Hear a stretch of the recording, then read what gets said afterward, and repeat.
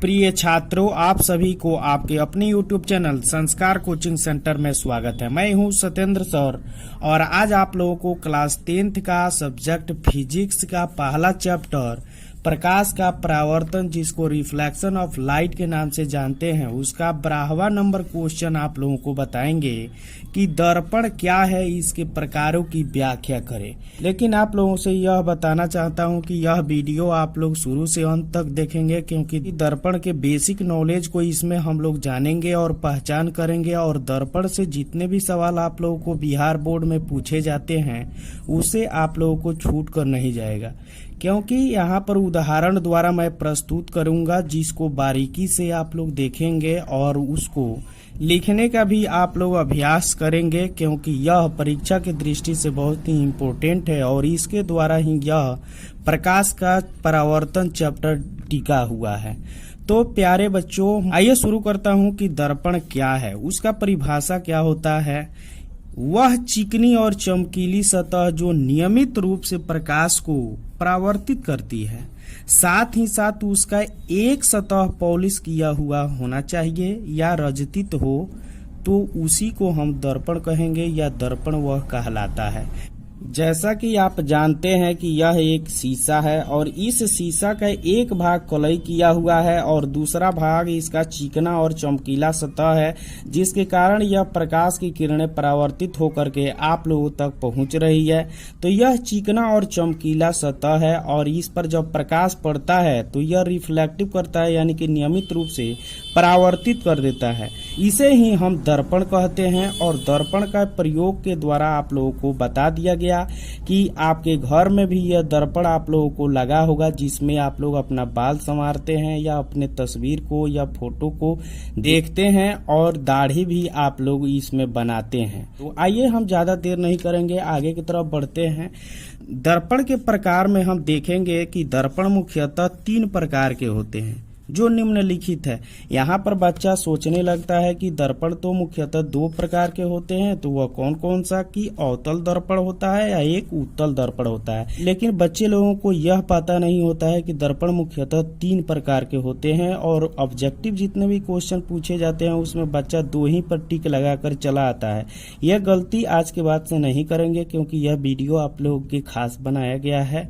तो देखिए आप लोग की दर्पण कितने प्रकार के होते हैं, तो 3 प्रकार के होते हैं। 3 प्रकार में हम एक डायग्राम के द्वारा आप लोगों को समझाएंगे कि पहला समतल दर्पण है, दूसरा गोलीय दर्पण है, तीसरा परवलयीय दर्पण है।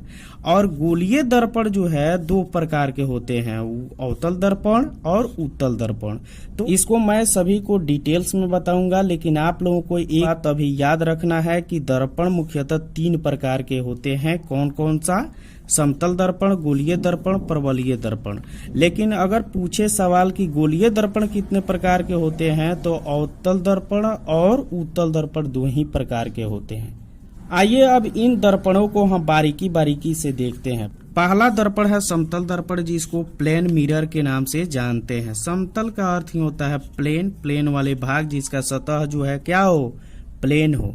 जिस दर्पण का परावर्तक सतह समतल या बराबर होती है उसे समतल दर्पण कहते हैं। जैसे यहाँ पर आप लोग देख रहे हैं कि यह दर्पण है और इस दर्पण का परावर्तक सतह बिल्कुल बराबर है, तो इसको कौन सा दर्पण कहेंगे? समतल दर्पण कहेंगे।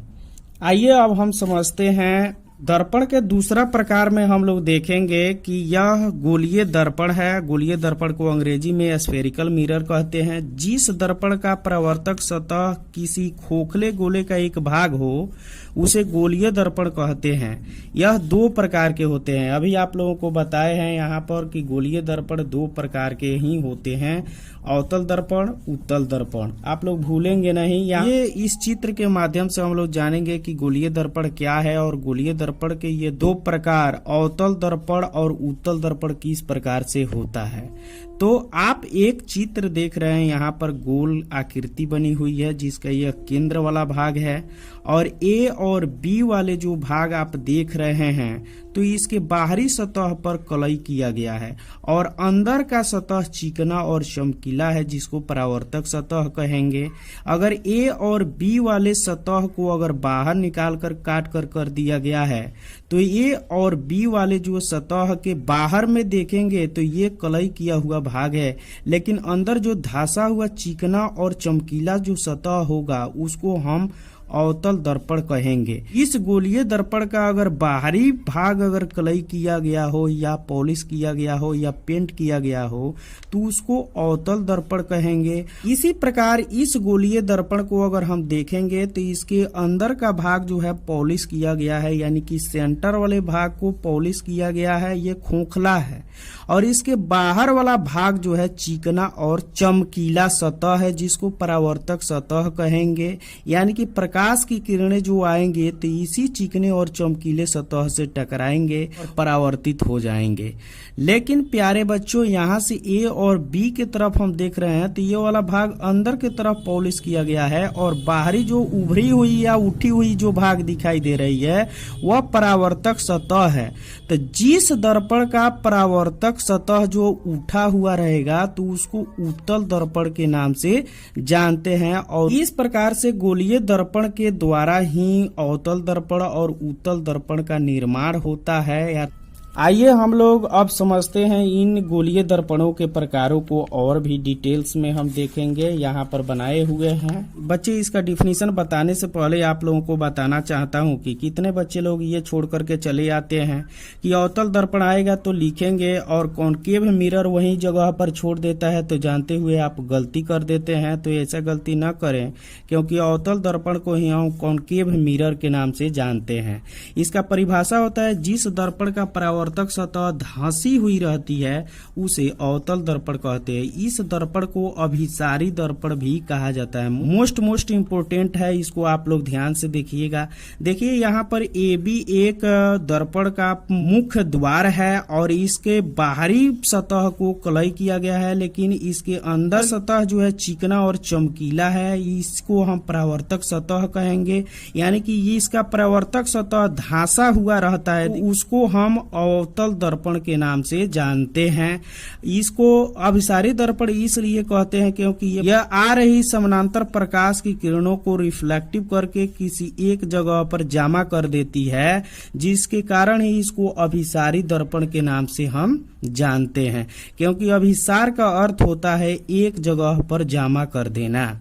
आइए गोलीय दर्पण का दूसरा प्रकार हम देखते हैं जिसका नाम है उत्तल दर्पण, जिसको कॉन्वेक्स मिरर के नाम से जानते हैं। जिस दर्पण की परावर्तक सतह उभरी हुई रहती है, यानी कि उठी हुई उसका परावर्तक सतह रहता है, उसे उत्तल दर्पण कहते हैं। इस दर्पण को अपसारी दर्पण भी कहा जाता है। जिस प्रकार से यहाँ पर चित्र देख सकते हैं कि यहाँ पर ये गोलीय भाग का ही काटा हुआ भाग है, लेकिन इसमें आप लोगों को बारीकी से समझना है प्यारे बच्चों। थोड़ा सा आप लोग देखेंगे अच्छे तरीके से तो आपको समझ में आ जाएगा। यहाँ पर सीधे सीधे बात कहा है कि जिस दर्पण का परावर्तक सतह क्या होता है, यह उठा हुआ रहता है या उभरा हुआ रस्सा रहता है, उसे ही हम क्या कहते हैं, उत्तल दर्पण कहते हैं।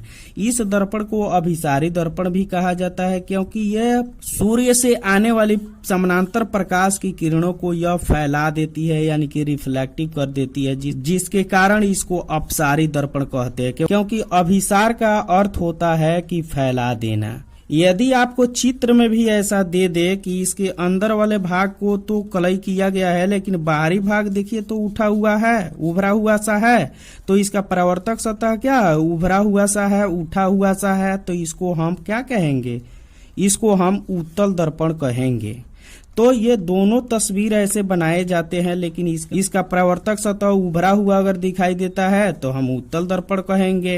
इसका भी परावर्तक सतह उभरा हुआ दिखाई दे रहा है तो इसको हम उत्तल दर्पण कहेंगे। और इसका धंसा हुआ भाग दिखाई दे रहा है परावर्तक सतह, इसका परावर्तक सतह का भाग धंसा हुआ दिखाई दे रहा है तो इसको हम अवतल दर्पण कहेंगे। वेरी सिंपल है यह। आइए इसको ज्यादा देर न करते हुए हम तीसरा प्रकार दर्पण का पढ़ते हैं, जिसको परावलयीय दर्पण कहते हैं, पैराबोलिक मिरर के नाम से हम लोग जानते हैं।